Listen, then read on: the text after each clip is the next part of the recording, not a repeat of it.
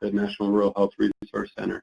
Today is Monday, January 6th, and we are here to talk about mental and behavioral health in Flex. This is our January Task Virtual Knowledge Group call. Today we have representatives from the Minnesota, New Hampshire, and North Carolina state Flex programs to talk about behavioral mental health integration in their state, both programs being supported through Flex programs as well as ones that are not funded directly through Flex programs but are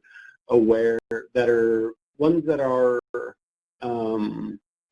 supported in other ways through their Flex program by awareness and shared resources and shared information. So we're really excited to have these programs come and talk about the programs going on within their state. We welcome, we welcome participants on the webinar to dial into the webinar with the phone number and conference room ID there.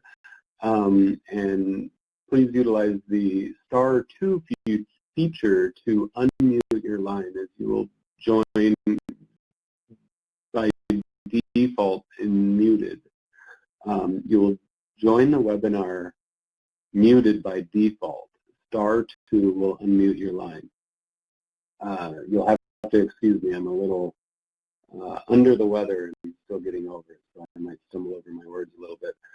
Please take the opportunity to complete the polling questions on your right, so we have a better understanding of how our programs and services are making an impact on your education levels.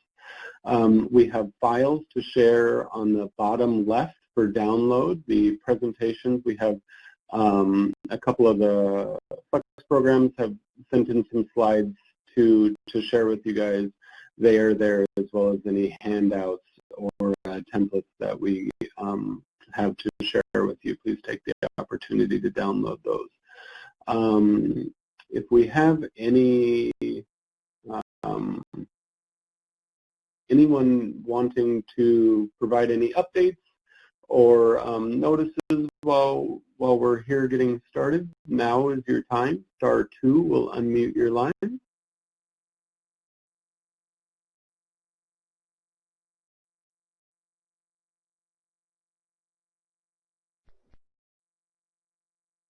All right, hearing none, I will invite the representatives from the Minnesota office. Anna, if you're there, to unmute your line, and we will get your slides loaded.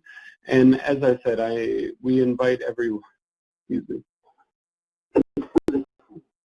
invite everyone to participate in the discussion, ask questions.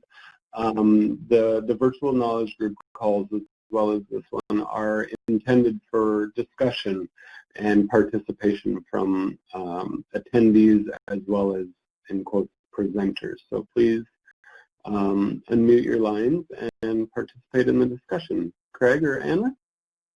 Thanks, Caleb. Thanks, Caleb. So we're from the Minnesota Department of Health in the Office of Rural Health and Primary Care. My name is Anna Rodell. I'm a senior research analyst.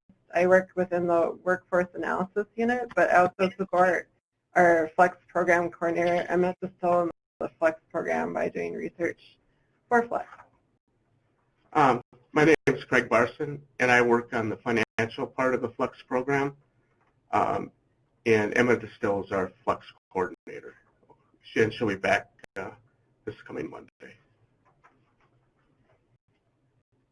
So to start off our little presentation, we just want to give you an overview of our critical access hospitals in Minnesota. So Minnesota has 78 critical access hospitals.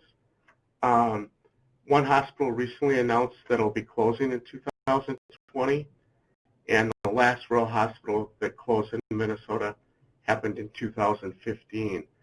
Our rural hospitals are facing many more financial challenges, just with lower reimbursements and just with trying to get enough utilization to support the services they're providing.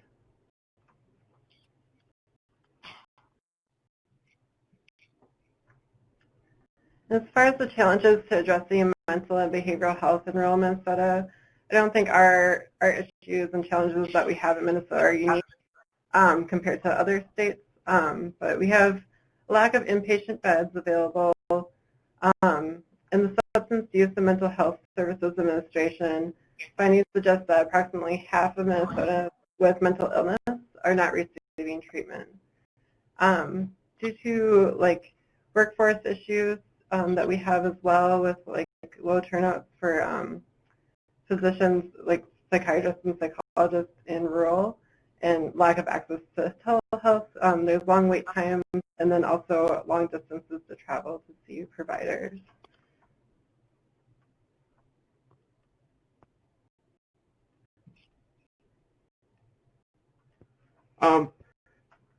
One thing we've done with our Flex program is we contracted with Rural Health Innovations to provide technical assistance. That was in 2017.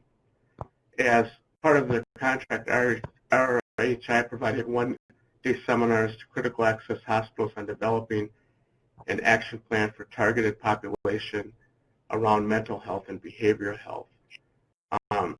RHA, they engaged with 9 critical access hospitals in 2 cohorts to assess the progress towards implementation in their strategic plans in mental and behavioral health. And from what we gathered, all participants showed improvement in the progress during this time of the grant period. And hopefully that'll keep continuing after the grant period expired. Come here. Come here, Jax.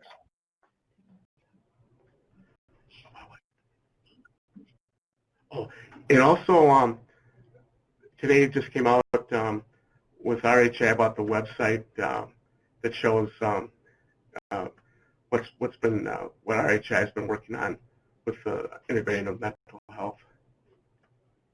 So you can check out their website to see more about what they did with the Flex funds during that time and the work that they did around integrating behavioral health in rural.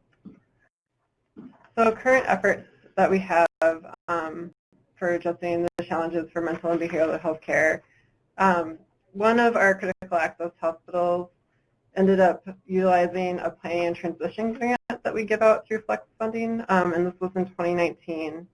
Their stated goals for using this grant was to hire a psychiatric mental health nurse practitioner and a licensed independent clinical social worker. They also were working towards the development of integrated behavioral health care model in their primary care system. And they ended up meeting this goal. They hired both practitioners like they wanted to, and have recently applied for another plan and transition grant within 2020 to hire an additional licensed independent clinical social worker that will focus on working with youth and adolescents. They were able to identify that this was a need to really focus on someone that had a lot of background knowledge around working with youth and adolescents. So those were the 2 more recent examples of using Flex funding to work in addressing challenges to mental health and behavioral health care in Minnesota. And we hope that we continue to be able to fund these projects and that we see some more innovation in helping fulfill this need. We're also seeing in this planning and transition grant more mental and behavioral health included in the strategic plan. So it's a definitely noted issue in the rural communities. I don't know, Caleb, if you wanted to open up to questions after each presentation, but we're welcome to take questions. Yeah, absolutely. Does anybody have any questions for the Minnesota office?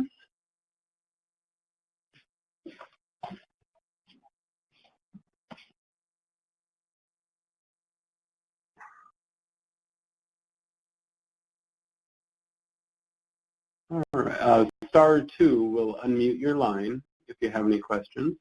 Looks like we're getting one typed into the chat feature, which I would also encourage you guys to utilize. So one question we have is, I'm unclear, you use flex funds to assist in hiring a clinician? No, that what the Planning and Transition grant is actually a separate grant. It's actually funded through the Healthcare Access Fund. So it's not using flex funds, but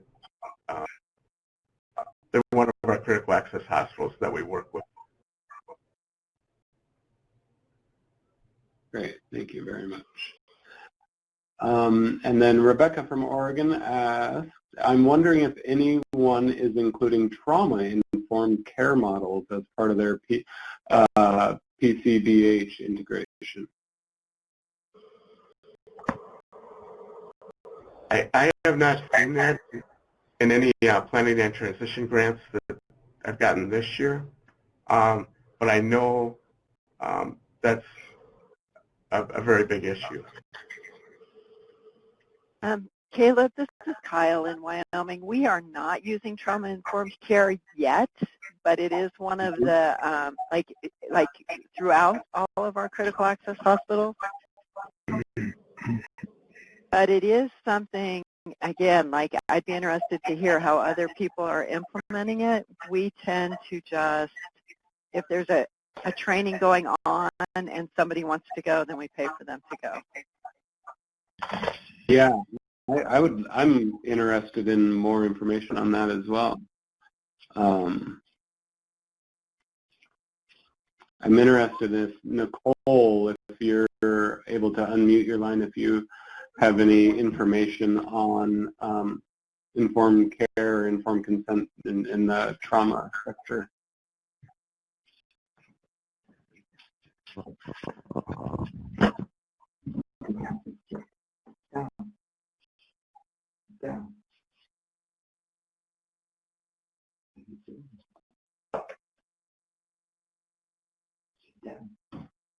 All right, it sounds like... Hi, Caleb. Can you hear me?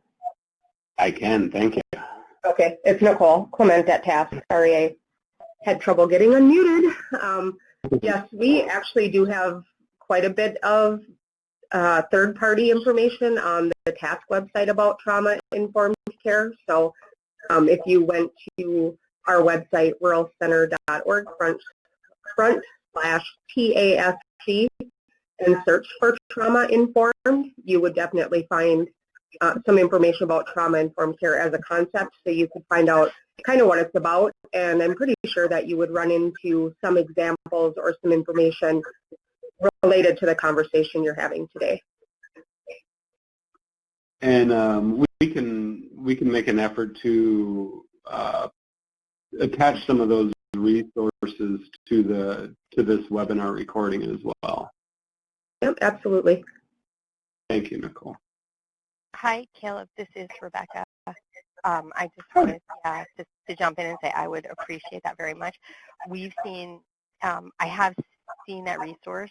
Nicole, thank you. It's really useful, but I am looking for a deeper dive into how people might be using it related to their integration with behavioral health, just specifically for our hospitals and their clinics.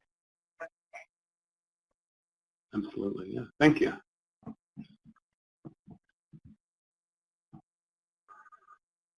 Excuse me. All right. Any other questions for Minnesota and their efforts related to the integrative behavioral health effort?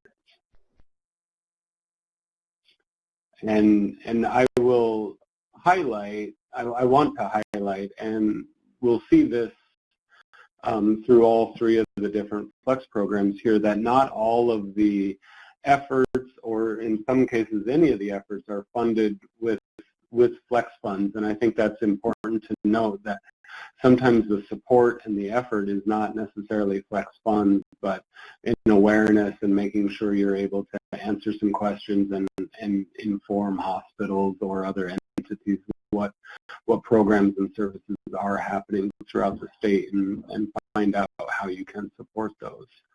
And I think with that, we will ask Aliyah from New Hampshire if she would share some of the programs and efforts going on in New Hampshire.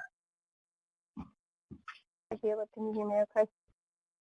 I can, thank you. Awesome. So Rebecca, just quickly before I go into anything else on my slides, I wanted to mention on the trauma-informed care piece that I know New Hampshire had done a training in the past. Again, I don't believe it was funded with Flex dollars. However, the Center for Healthcare Strategies, CHCS, is a really, really great resource for those kinds of pieces on trauma-informed care. They have a lot of really great examples of how that can be integrated. A lot of the time it has to do with kind of questions integrated into the primary care visit. So asking if, you know, a brief, if you will, on the ACEs questionnaire that's asked at a visit. So that is something that I've seen in the past. So they are a really good resource if you're ever interested in that. Great, thank you. All right. So just as Caleb said, my disclaimer before I do any of this is that none of these programs were funded or are funded with Flex dollars in New Hampshire. 2 have used the Small Rural Hospital Improvement Program SHIP funding. 1 used another grant from the Federal Office of Rural Health Policy that weren't SHIP or Flex. And then one of the ideas was actually researched and suggested by me, but ultimately funded by another organization. So again, keeping in mind that we aren't necessarily the funder of the work, but definitely helps to understand what's going on out there and kind of the landscape to help the critical access hospitals get information and find funding sometimes to implement on their own. So one of the farthest back pieces that happened in New Hampshire in terms of behavioral health was the telepsych services. So Northern Human Services is a community mental health center that serves 7 different critical access hospital service areas. So they help to integrate into the emergency department to screen patients that come in for behavioral health issues. And then they also work on pre-scheduled appointments with child psychiatrists that for ongoing medication needs, because there, as in most other states, there's a shortage of child psychiatrists, so it's difficult to get that medication management piece. So they provide it via telepsych services. Just as one step back, we have 13 critical access hospitals in New Hampshire, so 7 is more than half of ours. So, as far as how that group got going, the critical access hospital end, their equipment was actually funded with SHIP funding in order to get this telepsych service started. And then the Northern Human Services end of the equipment was another FORHP grant. So again, neither were Flex funding, but the State Office of New Hampshire State Office of Rural Health was involved in these conversations to help kind of get everybody on the same page. The other telepsych provider now, the largest one in our state, is Dartmouth in terms of overall, not just telepsych, is Dartmouth Hitchcock. So they do a one-touch telepsych service, and it's a monthly. They always quote it as like a gym membership fee. So it's a monthly subscription fee, and they're really working more with IEA patients.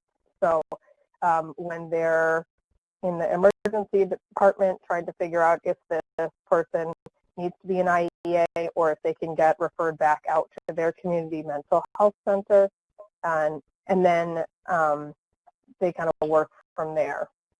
One of the largest limitations of telepsych that we've heard specifically from the Dartmouth-Hitchcock providers, or the people using the Dartmouth-Hitchcock providers, is that most of the providers on the actual other end for the telepsych services aren't New Hampshire based. So one of the problems that they run into is the provider on the other end doesn't necessarily know or understand the laws that pertain to patients in New Hampshire. And as far as medication management, not really a whole lot that they can do. So what I've heard from the people who are using these providers is, okay, it's great for this IEA patient, but it really, to determine whether or not they meet the criteria, but we can't do much other than that. So they can say, yes, they are, no, they aren't, but if all they need is a change of medication or something other than that IEA yes or no, it's really difficult for them to kind of provide any other services. So it's definitely something to understand. Telemedicine is not the be-all, end-all, as we are understanding more and more of in New Hampshire. And I'm sure other states are seeing that as well.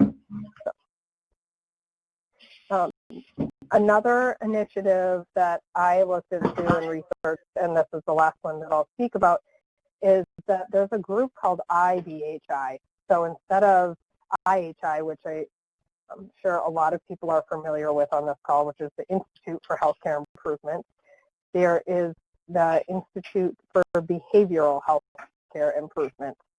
And that group has provided a lot of consultation. They do training and all different kinds of initiatives. But when everybody in their needs assessment were saying that their number one priority was behavioral health needs for their patients, when I went around for our yearly needs assessment a couple of years ago, I found this group, and so I researched what they could provide to our critical access hospitals and what kinds of initiatives we could start as a network. So I researched it, tried to figure out what they could do, and then it was basically a resource mapping is what they ended up offering us, which was a great thing that was ultimately funded by another organization in the state, because the critical access hospitals said, while that is a definite need, there was this other funding available, and they would rather continue using flex funds for financial improvement. So right now, that IBHI initiative is being funded with funding from the through the New Hampshire Hospital Association, and then they are working with 2 critical access hospital service areas to start, and they're using the resource mapping idea. So trying to figure out when a person is in the emergency department, what services are available to them in the community that aren't just the critical access hospital. And so there hasn't been a lot of updates about whether or not it's working or how good the resources are or strong the resources are in the area. But we're kind of hoping to share more as time goes on. So, and the last thing that is taking place in New Hampshire is that there's this work group that is right now very large. It has participation from the critical access hospitals, community mental health centers, the federally qualified health centers, CPS hospitals, and then the one inpatient psych hospital in New Hampshire. And so this work group is, again, sponsored by the New Hampshire Hospital Association. And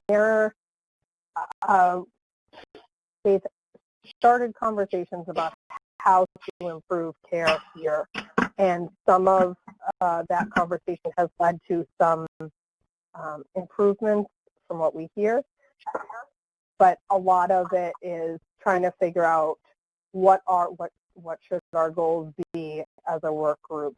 And again, the New Hampshire State Office of Rural Health is not participating in this work group because we haven't really been invited to that conversation, and there are an awful lot of participants already. But they're just trying to figure out what is actually the cause of the problem. So as most of you on this webinar probably know, it's not that the inpatient psychiatric unit can't get patients in, it's actually that they can't get patients out, transition them out of services, and so it's just trying to figure out what does this whole picture look like and what can each of the players do to help reduce the burden on the system. So we've heard that that's been pretty successful in terms of starting the conversations, but again, the goals have been many and broad, and so they're still kind of working on where do they need to get to, or what is their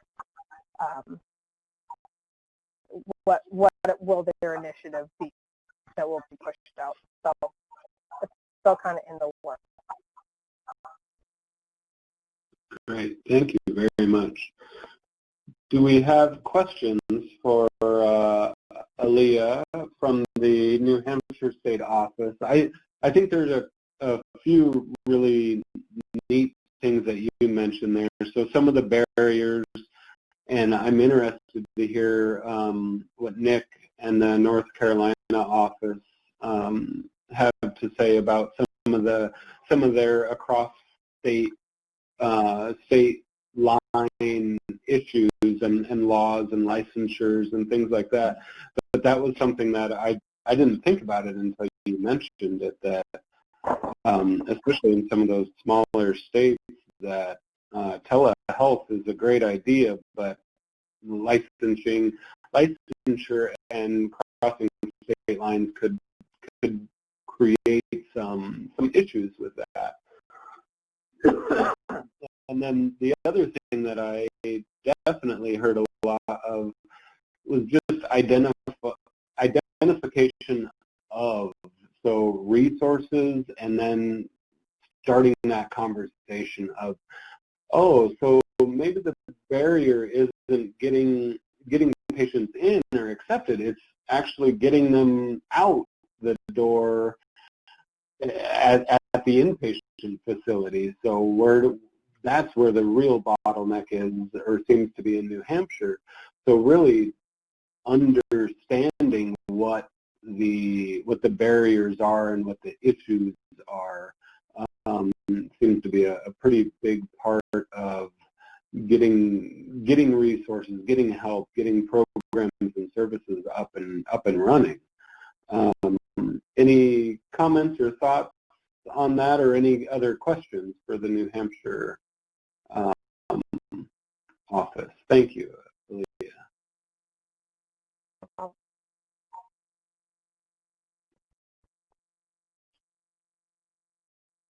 Caleb, one other thing that I didn't create any slides on and didn't mention is that there's also been this initiative across the state for something called the Secure training that has to do more with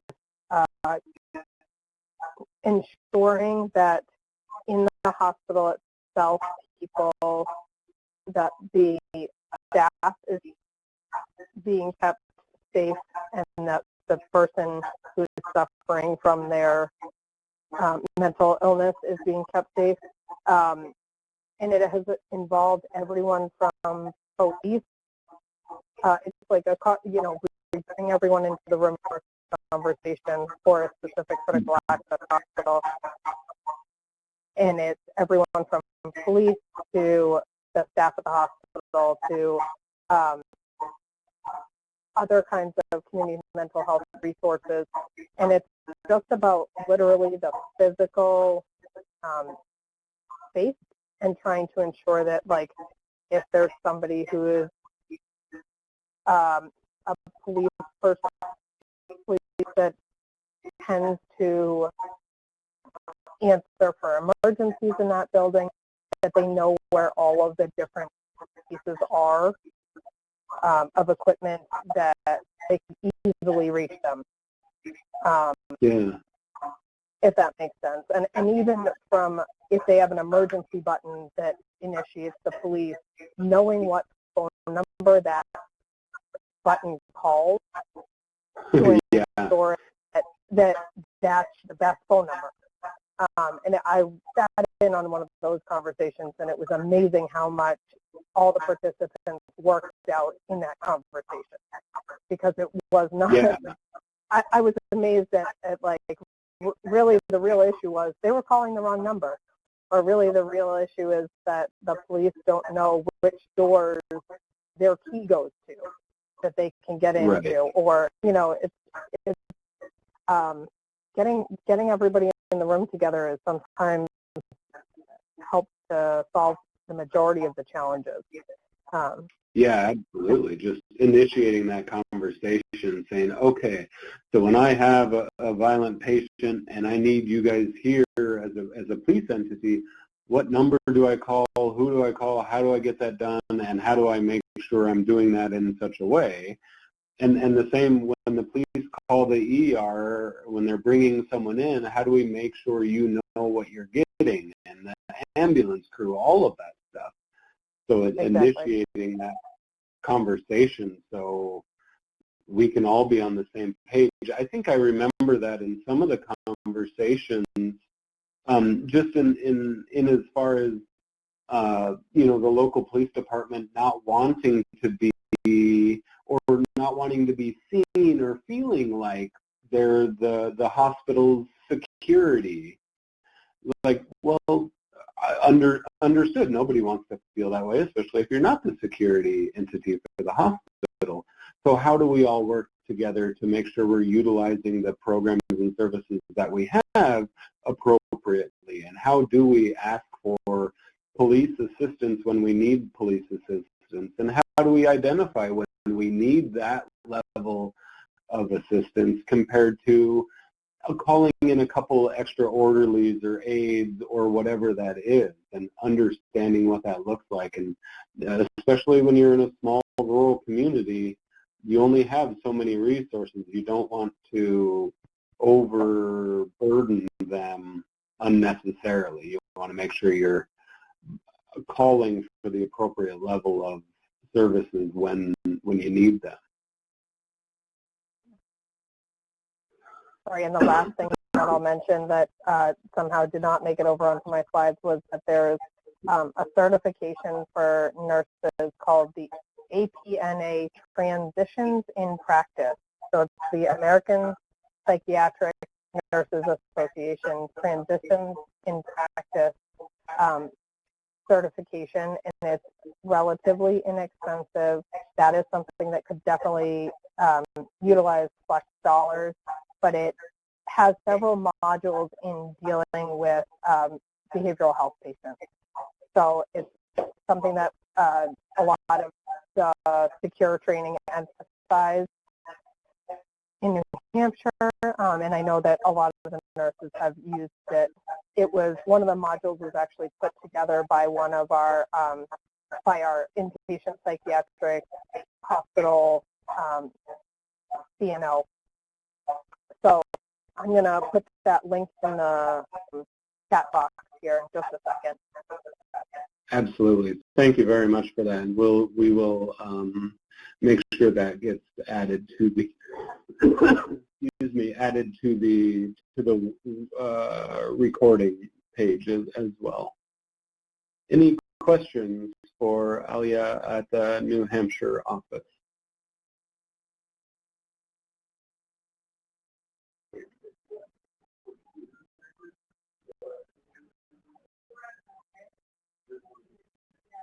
All right, hearing none. I spoke to Nick, I believe it was last week, and we talked about some of the efforts going on in North Carolina, and I asked him to join us to talk about some of the efforts going on there in New Hampshire. Nick, are you with us? Yes, can you hear me okay? I can. Thank you, sir. Can you pull up or am I pulling up the slides right now?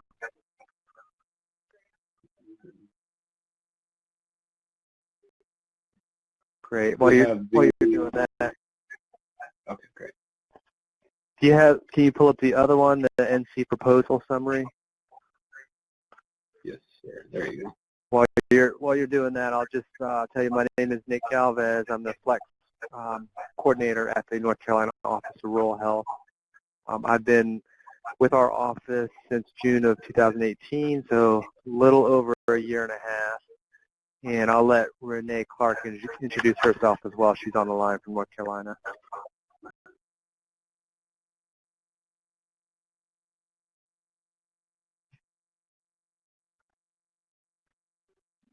She might still be on mute.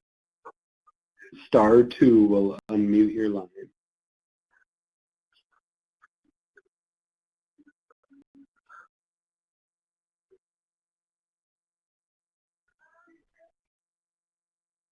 All right, I'll talk a little bit about Renee. She joined us in November of last year, and she does a lot of support for the state's health psychiatry program, and she's a social worker by trade. So I'll start by telling a little bit of an overview of North Carolina, and then I'll talk about the Cannon Memorial Behavioral Health Conversion, and then Renee and I can probably jointly talk about the state health psychiatry program. So North Carolina has 20 critical access hospitals that are supported by the FLEX program. And I definitely can echo Craig and Anna's concerns about hospitals that have closed recently and that are planning to close. We had a hospital that closed in 2019 for about 2 months, and they reopened under new ownership.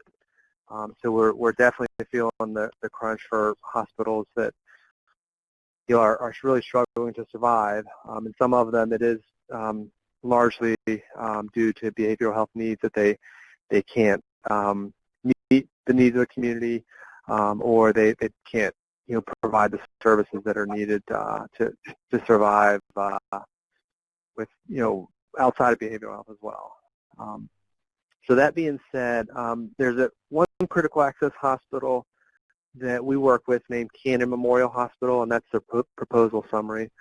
Looks like a little bit of it cut off, but I'll try to tell you a little bit about the hospital. They are in western North Carolina. They're part of Appalachian Regional Health System, so they are system supported. And they currently have 25 critical access hospital beds, and they have 10 behavioral health unit beds at this hospital. So they are kind of unique that they have behavioral health, a distinct psychiatric unit. So back in 2012, one of the state psychiatric hospitals closed.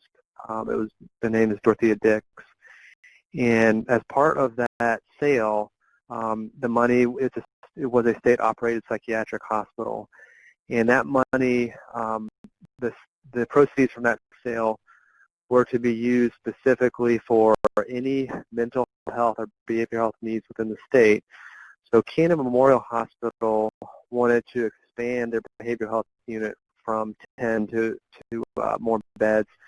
So they requested, as you can see from the proposal, about $6.5 million, and the total sale amount was $52 million. So it wasn't really, a significant amount. It was a little over 10% of the total sale. But they successfully applied for these funds, and they essentially were given funds from the state. And this is a not-for-profit health system, so I think that's one of the reasons they were approved. And they wanted to expand their behavioral health unit from 10 beds up to 37 beds. And in part of that expansion was also to renovate their critical access hospital beds from 25 and to reduce that down to 8 beds. So it's a pretty significant shift downward for the med-surg beds and upwards to 37 total behavioral health beds. and they're located in Western North Carolina, so they have a very high need. And they actually, as you can see from the proposal, are wanting to serve the entire region in Western North Carolina. And one of the ways they were able to justify this was they have, as all critical access hospitals, have seen a decline in their inpatient acute beds, and they've had an increase in the behavioral health beds or behavioral health needs. So this is a hospital that uses telepsychiatry. They won't need as much once they open up their behavioral health beds because they have a full-time psychiatrist and psychologist on site. But they were seeing those patients once they were admitted that they were having trouble getting back into the community. So they were thinking, why don't they just open up and expand their unit because they were running at full capacity, and they, based on the needs of the region, thought they could increase it by about 2.5 times to a total of 37 beds. So again, this was not supported by the flex dollars directly, but we shared this model with other critical access hospitals that if they are needing to expand into the behavioral health space, or if they want to talk with their behavioral health providers or inpatient units to see if maybe they could fund some expansions, they would benefit from that indirectly. So Canada Memorial is really taking the lead on integrating behavioral health within the acute care critical access hospital, and they had to get special permission from CMS to have the behavioral health unit and a critical access hospital under the same roof, meaning they are co-located, because there's a lot of specific regulations related to that, and they did get approval for that. So they are planning to break ground sometime in the middle of this year, 2020, and I think it's about an 18-month turnaround time for them to complete the renovations. But it's real exciting that they're doing this, and they're really, I think, on the cusp of something really good there to offer this service to the region. So I'll stop there and take a breath, see if there's any questions about this critical access hospital. So how many total beds will they have for the behavioral unit, Nick? Total of 37, and that's increasing from the 10 that they have now.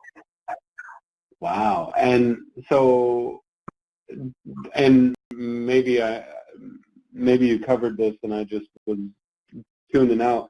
So the critical access hospital conditions of participation say they're able to have a 10-bed behavioral health unit. How are they able to get a special designation or a special allowance to allow for additional beds within their critical access hospital licensure, or is there something unique going on there?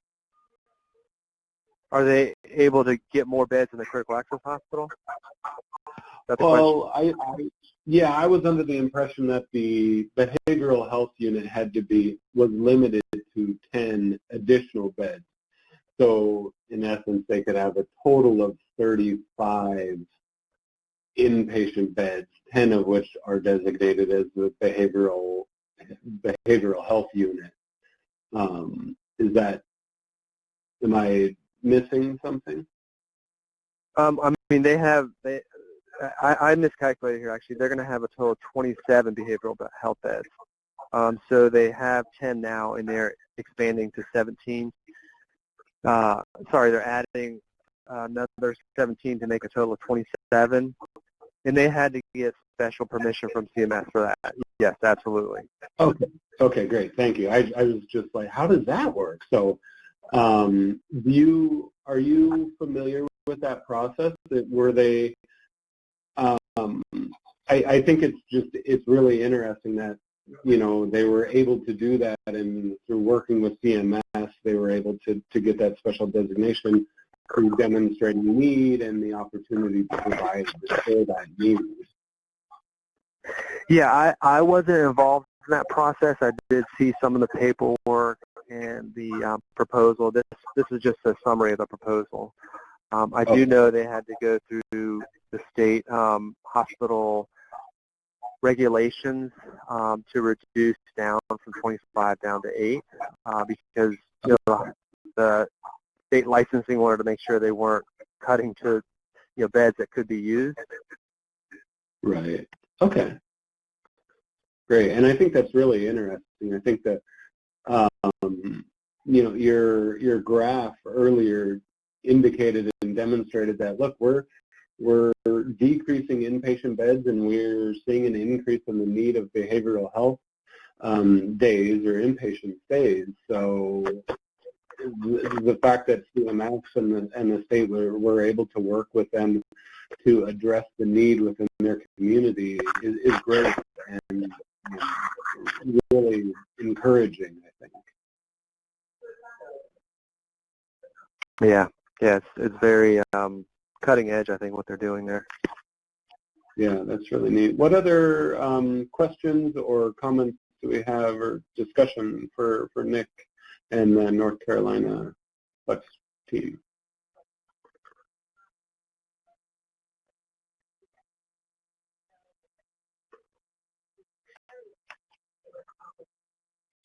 *2 will unmute your line.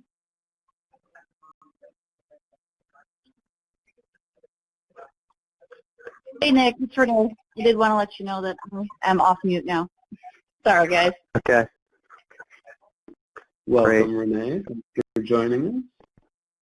And we're able to display the other handout or PDF that you shared as well, Nick, if you'd like to discuss some of that. Yeah, I'd like to talk about the state telepsychiatry program because that's one that I saw a lot of parallels with what Aaliyah was presenting from New Hampshire. And so the state telepsychiatry program, this flyer, we call it our one-page infographic, is a little bit out of date because this is 2017 till the end of June 30th, 2018. So we do have some updated numbers. But this program was initiated in the state in 2013. The state recognized that patients were being boarded within hospital EDs because of psychiatric needs for assessments. And they, at that time, appropriated $2 million per year for our office, the State Office of Rural Health, to subcontract out with a specific psychiatric telehealth provider, and that's East Carolina University. So the dollars, all of the dollars that the state appropriates for this program go straight to ECU. We are monitoring, we are facilitating, and it comes to our office because a lot of these hospitals are in the rural areas. But if you look at page 2, some of the hospitals, I don't know if you see my pointer or not, but this is Chapel Hill area, this is Charlotte. Some of these psychiatry hospitals are in urban areas, and they just don't have enough psychiatrists. So going back to the start of the program, 2013, they appropriated funds for them to start providing services as well as equipment in some of these hospitals.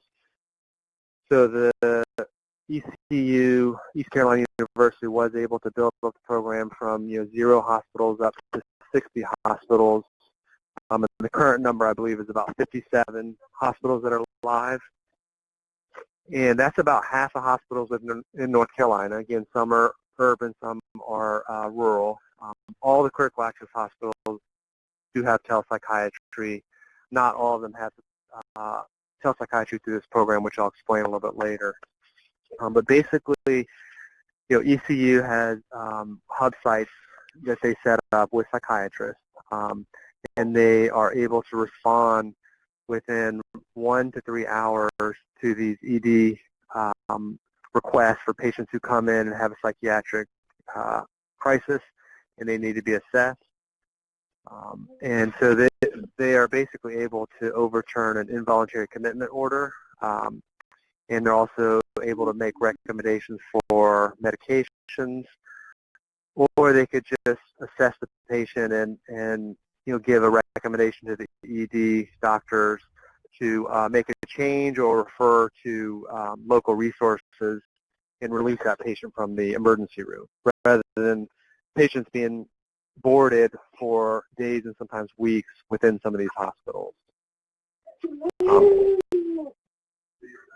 So the other thing I'll add is if you look at the top here, actually page 2 shows the funding from the state, which for 2017 and 18 was about 1.8 million, and there was an additional amount that the Duke Endowment committed to this program.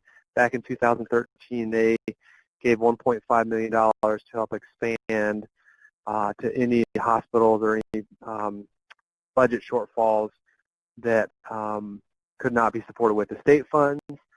So our office, again, manages those funds, and those were not recurring. That was issued to our office to be utilized for the program. So that fund just was depleted this year. So from 2013 till the end of fiscal year 2019, which is 6 years, ECU and with our guidance and support, we helped them spend down that money, and they just finished up the $1.5 million from the Duke Endowment. And they have struggled to spend the entire $2 million from the state appropriation. 2019 was really the first year that they spent the entire amount. Prior to that, since they did not have 60 hospitals online, they had trouble, spending the entire amount because there wasn't enough volume. And now they have gotten to the point where they are spending the entire amount, and they actually are requesting more money because there was a slight cut for the 2018-19 year. They were cut down to $1.8 million. So one of the things they did in 2019 that I think helped them spend the additional funds is they expanded into health department sites. So these are public health departments where telepsychiatry is offered usually 1 to 2 days a week. So it's not for acute patients that are in a crisis, but it is for patients who potentially could go to the emergency department, and if they were to continue to get worse, they could end up in acute crisis or in an involuntary commitment status, in which they would have to go to the emergency department, and then they could get the telepsych completed there. So the reason for expanding in the health departments is because the state legislation mandated that the program get expanded into community-based sites. Health departments were the natural choice because they typically have the staff. They don't have the equipment typically, but they have the staff that can facilitate that type of program. So they've expanded in 2019, which you don't see in this one-pager. They expanded into, I believe, 8 health department sites, and they're seeing such a high volume of needs for the assessments and the follow-up work, and they are actually sharing the social work follow-up position with the health departments. But what they're finding is the health departments really need one assessment from a psychiatric professional, and the follow-up and the ongoing treatment for psychotherapy with a social worker is really the biggest need they have in the community, because a lot of times the community doesn't have a provider for psychotherapy, or they don't have an outpatient clinic that can deal with these patients. So the health departments are, by doing the assessments through telehealth for psychiatric assessments, there, by virtue coming into place where patients come for outpatient assessments or outpatient treatments as well. So I will say that this again is funded by the General Assembly of North Carolina, but the flex dollars do support the position for supporting this. And we do site assessments or site visits. We do quarterly meetings with East Carolina University.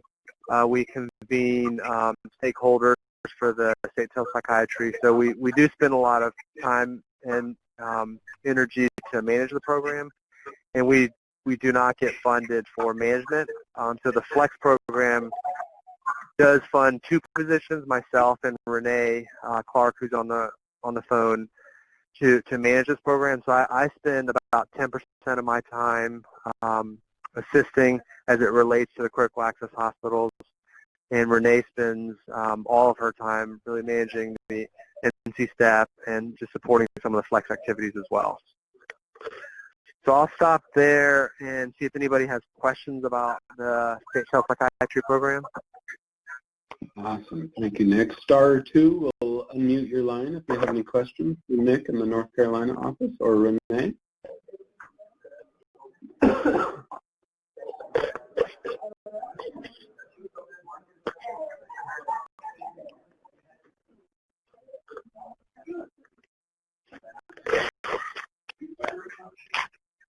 Caleb, can I add one other